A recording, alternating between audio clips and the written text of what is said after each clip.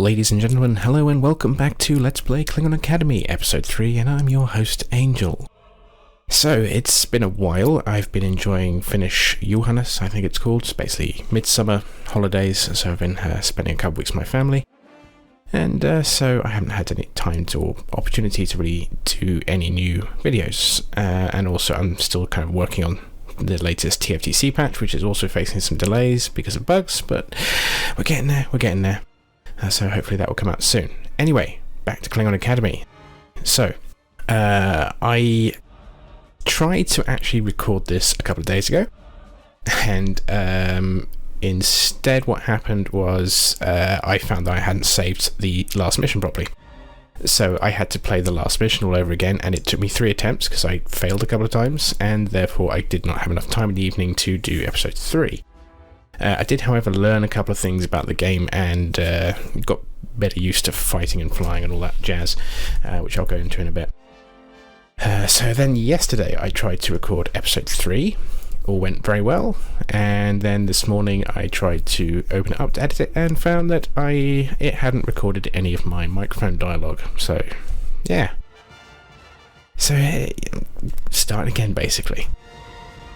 Hopefully I'll remember all the points I brought up last time. So I think what we'll do first, though, is we'll get stuck into the game. So this was the last one. Also, one thing... end of mission debriefings, they're a thing. I completely forgot about them. There's a debriefing and it's audio, an audio log as well. So you get Thokmak, which is Colonel Worf's brother, basically giving you the lowdown on your mission, and I think that varies depending on what sort of things happen within the mission. So there's that, and there's also some sort of statistics as well, which also talks about your crew rating, which I'm not entirely sure how well it affects, but we'll talk about that when we get to it as well. Anyway, enough rambling for me. Let's get on with it. So this is the answer. Polish the blade of duty. Sharpen its edge until there is nothing it cannot pierce. But do not be lulled into believing this is enough. The longest blade of the heart of virtue belongs to honor. It is the most difficult to master. It has been said, "Mine honor is my life. In that I live, and for that I will die." What is honor? Honor is the absolute and unselfish adherence to all virtues, to truth, to courage, to forthrightness. It encompasses all these, and yet it is greater. It is the fire illuminating the differences between an armed savage and a true warrior. It is the light that will guide you along the warrior's path. We have secured a breach within Starfleet's layered defense network. They do not yet realize the extent of their losses or the disposition of our forces. They will therefore seek to draw us into large engagements in the hopes of slowing expansion of this breach, but we will not allow this. Our true objective lies deep in Federation space. The bulk of our fleets will proceed under cloak to the staging area. I have separated you into 4 squadrons, each comprising 3 birds of prey. Your task will be to assure the Federation that our intentions are to expand our immediate borders. You must strike swiftly and render the illusion of being 2 places at once.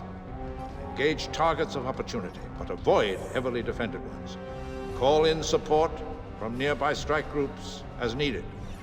If successful, Starfleet will believe that we are committing the bulk of our forces to sectors along the neutral zone.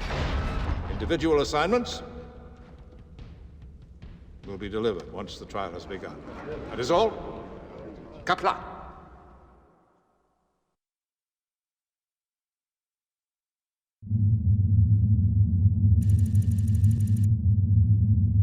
Sir, we are being hailed by Commander Thokmak. Open channel. You are to strike enemy targets in the MacArthur, Nimitz, Bradley, and Patton systems. Cloak your vessel and proceed to your first objective. Thokmak out. Sir, we are being hailed by the PPEC. Open channel. This is Cadet Kaporak of the IKS PPEC. I await your command. We are being hailed by the Chuban. Open channel. Ah! Just when you thought this mission would prove your undoing, I have arrived to ensure your success. Jean-Jacques, what are you doing here? The General decided that my glory-seeking deserved a demotion to a bird of prey. But I have turned it to my favor by requesting I be assigned under your command. This way, I will continue my academy term and repay my debt of honor to you. Am I not a genius? Jean-Jacques, I accept your debt to me, but I will also not tolerate any glory-seeking or disobedience. Do you understand me? Understood. I will do nothing to jeopardize the mission or your command. Chuvan out.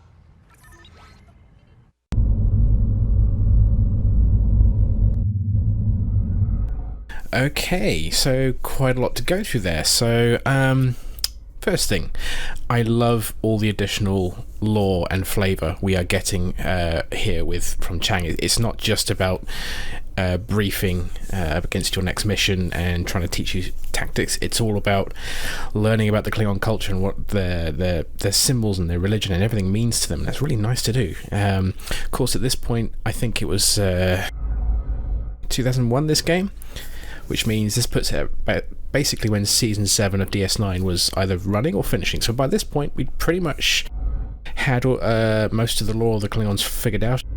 But this still is great flavour for the Klingon Empire and the Klingon culture in general. So I'm really loving that. It's great stuff, and obviously Christopher Plummer is just giving it his all, and he's a fantastic actor, and it really helps elevate the material, because it is very Shakespearean, so yeah. Anyway, second thing, I love the tactics and the strategy that he's just doing. It's very TIE fighter. You get the briefing, and he's got a clear plan of invasion. I love this focus on strategy and tactics. So he gives you the strategic overlook, and then when you're on the ground, as it were, it's up to you to deal with the tactics of the situation, of the ever-evolving and changing situation. Now, having already played this mission once, because I recorded it, I already know what's going to happen. And this, I think, is actually a fairly good demonstration of the different variety of tactics involved, or at least things it's trying to teach you. And we'll go through that. Last thing, our wingman. So Cadet Kaporak, I think, is the good Klingon, and Jean-Jacques is very clearly the dickhead. We haven't actually seen Kaporak yet, but I'm pretty sure we do see her on screen at some point. But Jean-Jacques has obviously been established in the previous mission. Yeah, a bit of a glory-seeking bastard, I think. I'm not sure things will end well for him. He's definitely got that sort of punchable face material that Cadet Milan had in Starfleet Academy. Anyway, I said I learned a couple of things. I have actually bound a few more macro keys on my keyboard for different functions, like different targeting and subsystems. I've also realised that warp speed, even out of system, does matter. So if I go to, I think it's damage control, you see on the right hand side we've got mission clock, 3 days. I think it's that, no, 3 weeks, 1 day, 23 hours, 57 minutes. So I've got 3 weeks on the counter to do this mission. Okay, so how would you do that? So basically, if you go at a slower warp speed, it seems to actually literally calculate how long it's going to take you to go there in between the loading screen. I figured this out because one of my first failures is I ran out of time when I warped between systems, and because I was only choosing warp 1 at the time, and yeah, I ran out of time in the mission, so there you go. I'm not sure there was much point to add that, except that it's kind of cool flavour. I mean, I guess if your warp drives are damaged, you could only go a certain warp speed, and that might pressure you into a sort of time constraint. Either way, it's a really nice little feature. You didn't need to have it, but it's cool to have, I think. So let's get on with this mission, I'd say, instead of me flying about aimlessly. So let's cloak up. Engage power allocation. At once, sir. And we will warp out of system to the MacArthur system at warp 9. Also, Chang said we'd be in a 3 birds of prey. I'm clearly not flying a bird of prey. This looks like the jamming cruiser, or a variant of that jamming cruiser. Maybe some sort of light corvette. I don't know how it's going to classify this. This thing does not have any torpedo banks. It does, however, have 2 rear light disruptors and 2 forward heavy disruptors, along with a couple of forward light disruptors as well.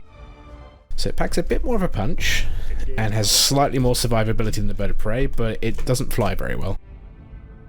Also, I figured out my AI teammates are kind of crappy, but we'll see how it goes this time round. I did have real trouble with a Miranda class in one of the systems, and I did eventually defeat it. It was a really good fight, and I'm really gutted I don't get to show you that, but hopefully we'll get another fight. So here we got 2 Okinawa class, I believe.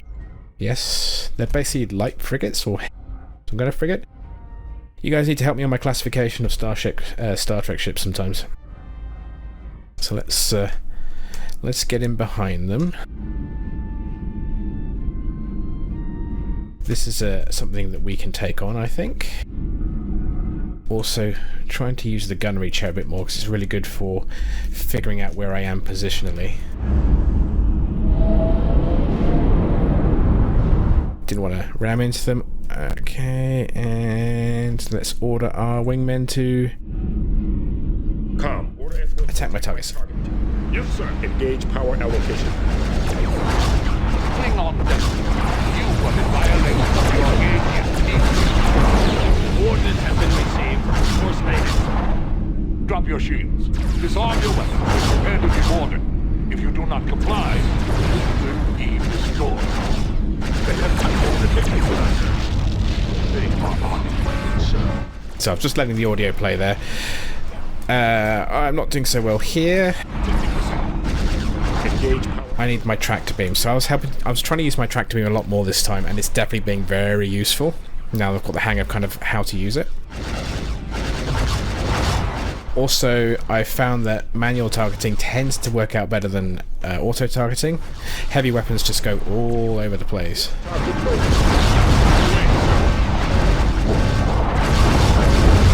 And now we'll tractor you. Maybe that was a bad idea because I'm going to get torpedoes in the face. Yeah, I don't need to hold them in place whilst I'm doing this because I'm going to get killed. So you can see in the display very, very tiny little dots for the rear. I can fire them manually in the gunnery chair as long as it's in the right position, as I'm doing right now. Otherwise the AI will automatically fire those weapons for me, which is very nice to do. Starfleet Academy also did this. Now I'm trying to fire manually and I missed both times. Still getting the hang of it, but I do prefer this method.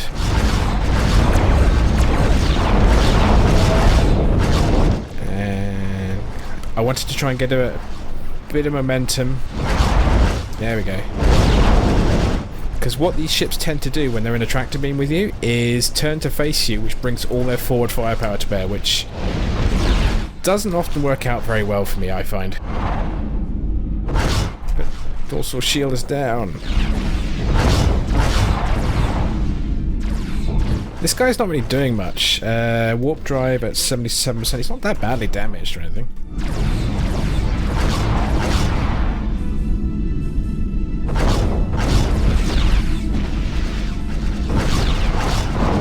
Nice.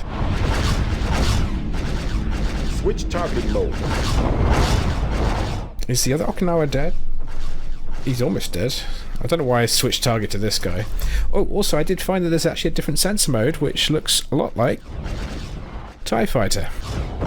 Modify sensor mode. So you now can see in the top right and left, I now have sensor displays that are very much like TIE Fighter, so I've got dots in front and dots behind.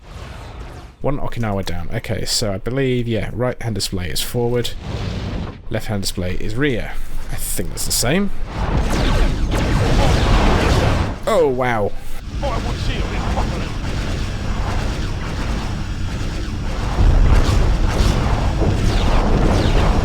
And there he lost in a cell. What do we got? Alright. Time to cloak. Power allocation. We have a Constitution class. And a class I'm not familiar with based on that display. Let's order all escorts to form up. To form up. And we also need to call in the strike fleet. Get me the Sukfalt strike fleet. Channel open, sir. This is Cadet Torlik, reporting the presence of a major Federation task force in the MacArthur system, requesting immediate assistance. Your report is acknowledged, Cadet Torlik. We are en route to the MacArthur. Disengage and continue with your remaining objectives. Carl out. Yeah, I'm been a bit stupid going too close to this ship, but let's just get out of here now. We did our job. Warp 9. Alright, first objective done. So we had a nice little engagement there, and then we had heavy reinforcements come in, too much for us. Call in the strike fleet, we've done our job, move away. So this is very much like a cavalry raid. Yes, I did mention this in my last time, I just remembered it. Cavalry raid, so do you remember that DS9 episode, Once More Into the Breach, Season 7? Where Kor sacrifices himself for the Empire one last time, but we had 5 birds of prey doing raids deep inside Klingon space. Not Klingon space, Dominion space, sorry. Oh, no one here. Cool, that's nice. Yeah, Dominion space, I mean, and yeah, this is what this kind of reminds me of. Anyway, let's go to the next US general system. I don't think this is a jamming cruiser because I don't have all the antenna like I did on the last one, so I'm guessing this is just a combat variant. And I guess if they calls it a cruiser, it's a cruiser.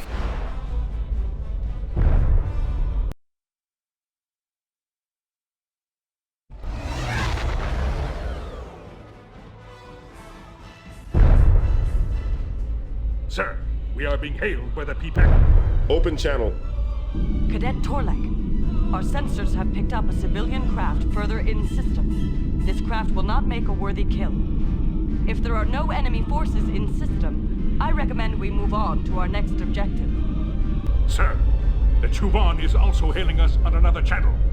Merge the 2 transmissions. Bah! This Starliner is of the Federation. The Federation is our enemy, and the enemy must die! It is that simple. Must we teach Kaporak what every child already knows before he learns to walk? Your simple way of thinking betrays your lack of judgment, Jean-Jacques. And if not for the mercy of others, you would already be dismissed. Learn that lesson, fool. I will respect your authority in this, Torlek, but destroying this civilian craft is not necessary, or even honorable. Kaporak out. Jajek, out. Okay, our first moral dilemma in a mission. Do we attack this civilian craft, or let it go? Obviously, if you know anything about Klingon culture, attacking defenseless civilians is generally regarded as a bad thing, dishonourable, and yeah, not worthy of your time. Of course, a lot of Klingons actually just basically ignore this and attack civilians anyway, but if we're going to go the I suppose you could call it outside honour, the external honour that, you know, to save face, then of course we don't attack civilians. But if it matters to your own personal self, your internal honour as it were, then you wouldn't do this anyway, just by pure principle. I'm going to be the good guy, we're not going to attack this guy, and also Zajek's an idiot. So yeah, I don't want to be following an idiot's advice.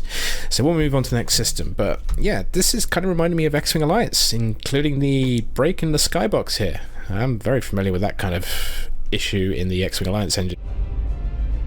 So yeah, we've got basically 4 or 5 different regions here. X-Wing Alliance has a maximum of 4, but we're having a variety of different things happen in each system. This is kind of reminding me of my own mission design in a way, in one of the TFTC missions. By the Chuban.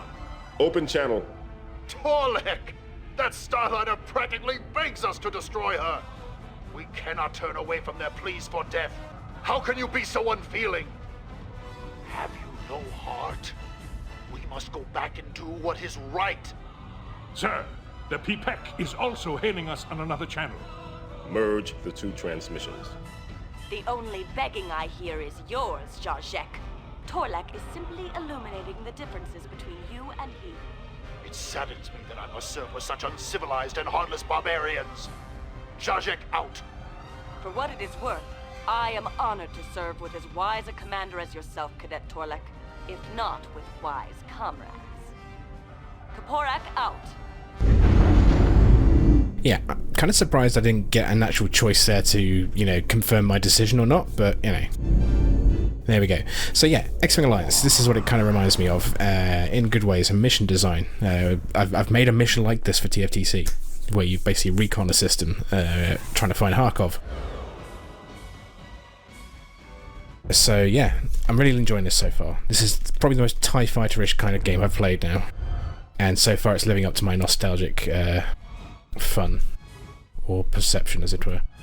Right, so what have we got? We've got what looks like a freighter, or 2, and that looks like the Miranda. Right, yes. Okay, so let's Helm, warp to target. Warp drive. There's that break in the skybox again.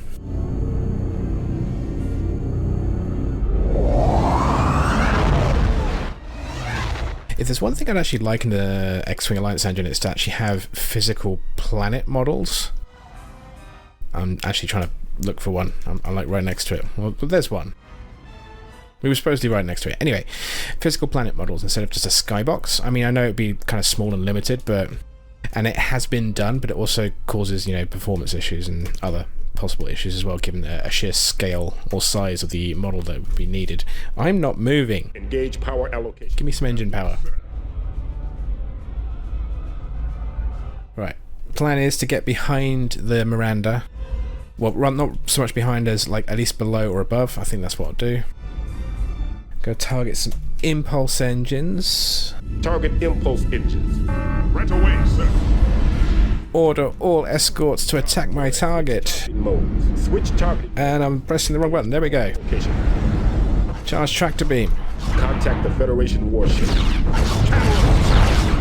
Klingon vessel. You are in violation of the Organian peace treaty.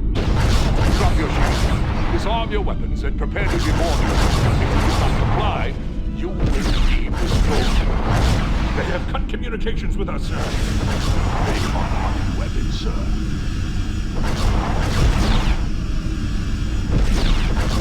I'm on auto-targeting. This is what I don't like. See that my heavy weapon just went completely in a random direction. And so yeah, this fight was quite hard last night. Miranda is a different beast to the two little frigates we were engaging earlier, because Miranda has a lot of firepower. It's a break. I found the trick with the Miranda is basically to stay in its dorsal or ventral angle, or at least one of the sides, because forward or rear is basically, you're going to lose that engagement. And I found if I stayed fairly close and kept using my tractor beam properly, it would be very rare that I actually got a face full of torpedoes. And I've lost forward shields. I'm going to cloak up a second and get some... God, I'm still getting used to these macro keys. Okay, here we go. At once, sir. Actually, let's go to... Engage power allocation. Engage power allocation. There we go, withdraw and repair. That's the way I wanted. So that power allocation should give me more power to damage control. Energy, hopefully, get some shields back. Miranda's in pretty good condition, still has pretty strong shields. So this was basically a cat and mouse game for a little while, because the Miranda kept getting some distance, and distance is its friend, because it can launch these volleys of torpedoes at me. And this is where the cloak comes in handy as well, to basically give you some room to breathe instead of just being constantly pounded upon.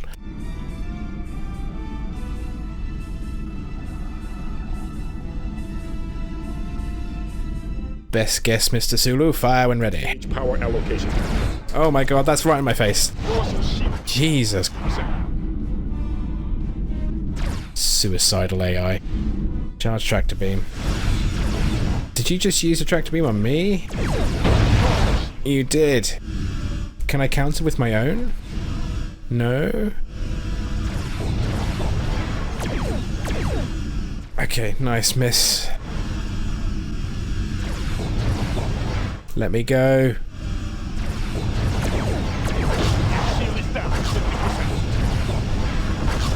We have broken free, sir. Right. This is not going well, and I pressed the wrong button. I wanted full turnaround. That's it. Now we've got him in a tractor beam.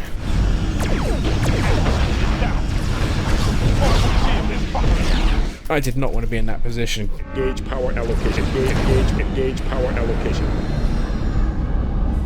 Get the F out of here. My secondary weapons have taken some heavy damage.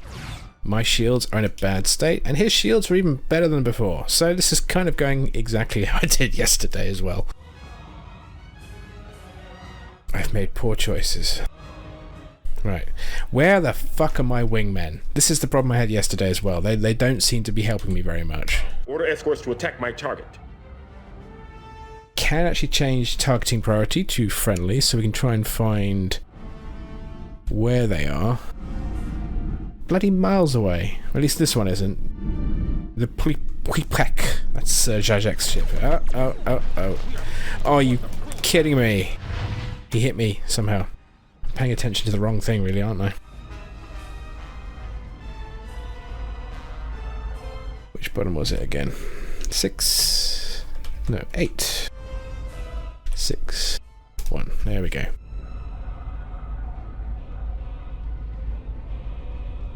Okay, we're okay. It's alright. But I think this more than anything has shown so far why this is so different to Starfleet Academy, even though they're essentially the same engine. This feels like a lot better in combat. Everything is heavy.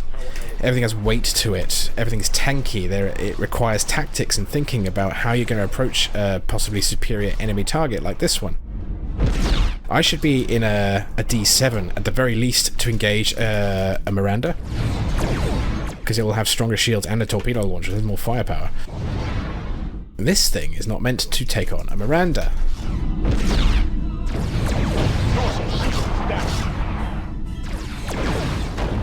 God damn it. I am flying terribly. Engage power allocation. At once, sir. I keep forgetting to activate my tractor beam. It'd be very nice if my friends would, you know, do something useful. We still got to get those freighters as well. Oh, he's coming back. Hope you're not seeing me. Engage power allocation. At once, sir. Ah, there's the freighters.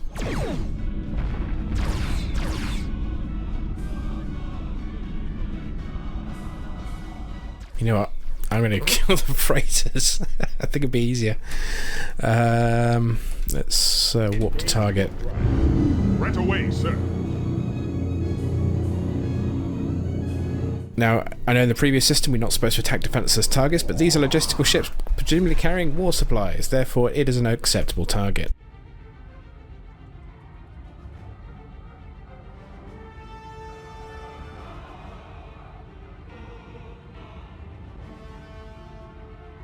Hopefully that Miranda is distracted by our friends. Let's see. Closing on this guy. Benefit to this is we'll get some repairs done. I know these ships are armed with at least one phaser bank, like so. Engage power allocation.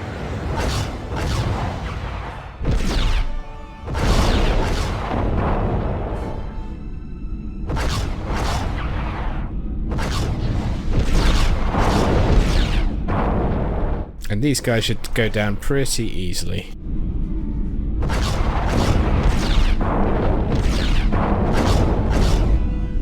Yep, 40% hull, impulse engines are down.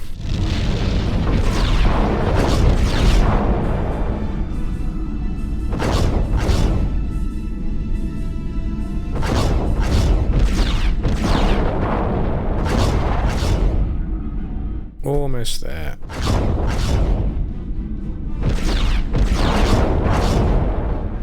Ah, 4%, come on.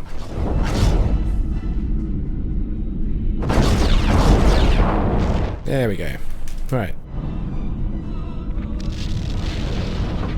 I think there is a distance limit on how far you can warp in the system. I think it's 100,000 kilometers. Or 100,000 kelechems, I guess is the Klingon variant. Engage warp drive. Right away, sir.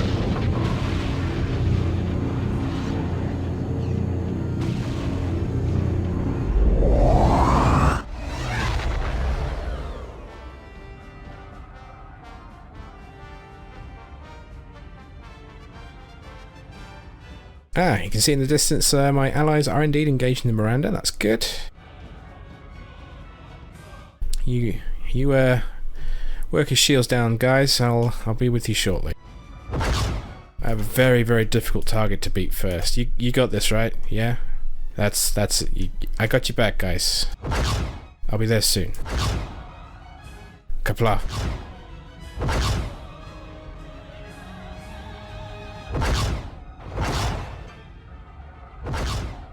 I do love the shield bubble effects in this game.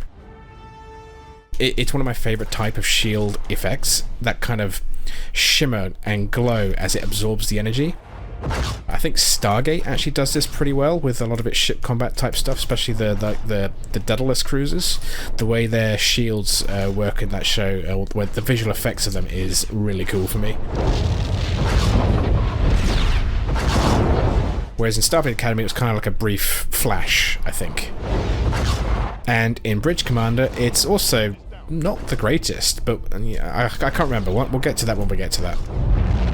Okay, now we can deal with the Miranda, who is not within warp range, but look at his shields, his starboard port, yeah, he's only got forward and rear shields. Looks like my allies are doing their work well in attacking his flanks.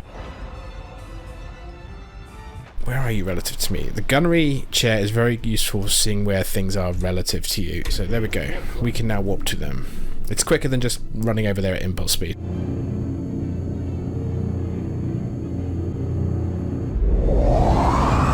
Charge tractor beam. Alrighty. Time to take this guy down. My shields are good. Should have an advantage now. Sort of.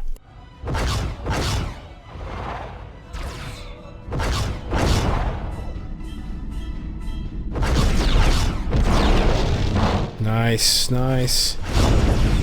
That was bad, that was bad. Whoa. Shield is down 50%. Let's come about quickly. Our tractor link has been broken. I'm not entirely sure what the mechanics are. Yeah. Oh, that was close. I love the emergency reverse. I bet they added emergency stop and reverse just because of the ramming nature of the AI. Anyway, as I was saying, I don't know how to escape exactly from a tractor beam other than using speed, and this is not a good position for me to be in. At least my friendlies are attacking. Hey, there you go. It's a bit of Rathakan for you. He's lost his port nacelle.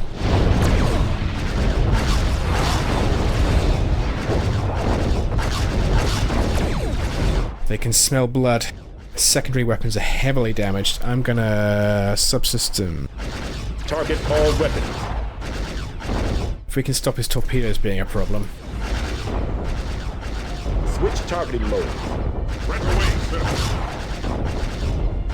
Because torpedoes are the biggest problem for me. If they're knocked out, great.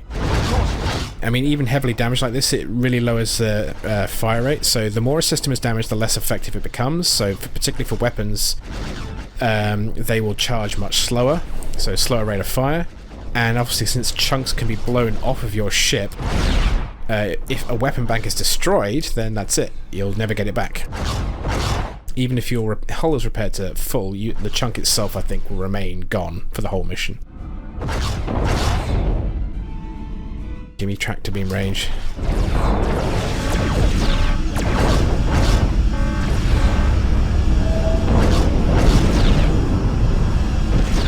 See, this is all. The link has been broken. That was automatic targeting, and point blank range, my heavy weapons went in completely different directions. Now I know there's ECM in the system, but I have no way to understand if the enemy is actually using that on me. Oh my god. Been destroyed, sir. Coordinates have been received. Well, I guess we got him. And I don't know if Rex have collision. I don't want to really find out. Anyway. Good fight though. Good fight. Especially as I decided to go elsewhere. Warp 9.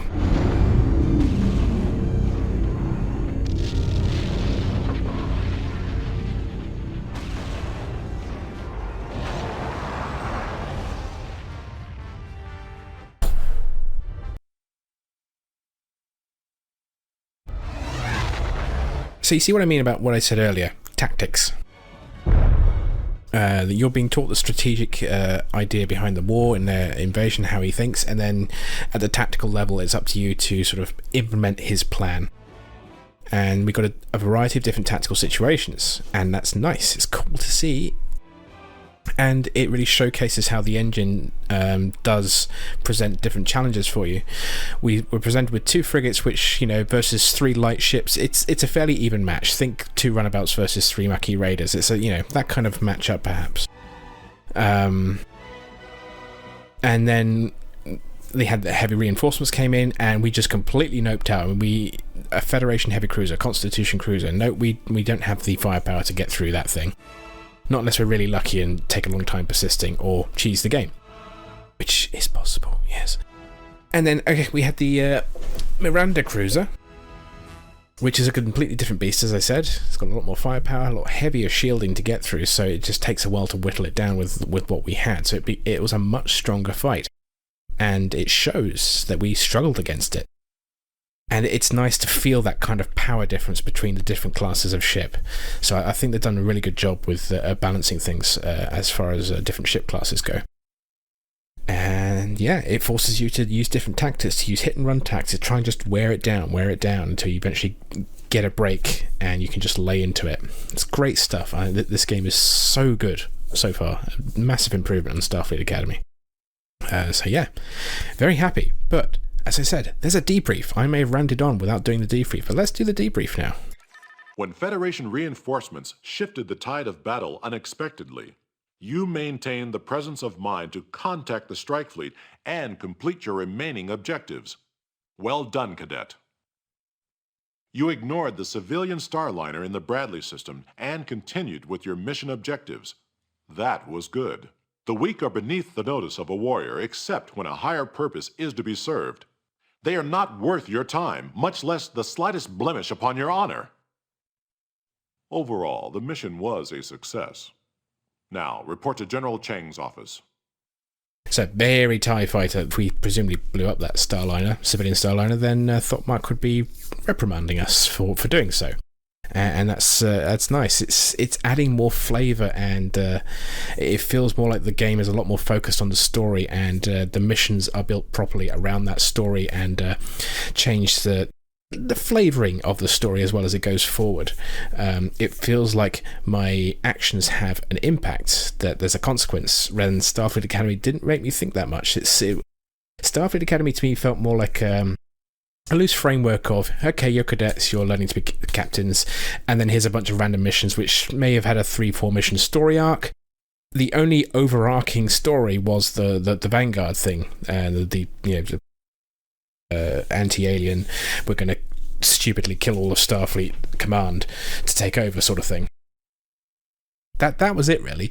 This, it feels like you, the character, are a lot more focused and invested in this. So you're coming to train, but your actions are having a ripple effect, and I know that's going to be a thing going forward. I also know that only half the game is spent doing simulators, and then the other half you're doing actual missions. You're actually having an effect on real-life world Klingon events, which Starfleet Academy only really did in its very final mission if you unlocked it. So yeah, this is such a big improvement on the Starfleet Academy, and it's really nice. Very much enjoying myself. Stats. So basically kills. Crew ranking green. I honestly don't know what this affects. Maybe it affects how good the AI is at aiming and doing life support and stuff like that. So maybe that's why my aim is so bad auto-aim right now. The crew just can't aim. Hey, who knows? We can test that theory as we go along. And objectives, this is all the stuff we passed. So yeah, this is what I missed last time. I apologise that I didn't do these debriefings in the last 2 missions. So sorry about that. We might have missed a little flavour, but we'll do it going forward. Anyway, that's it for me on this video.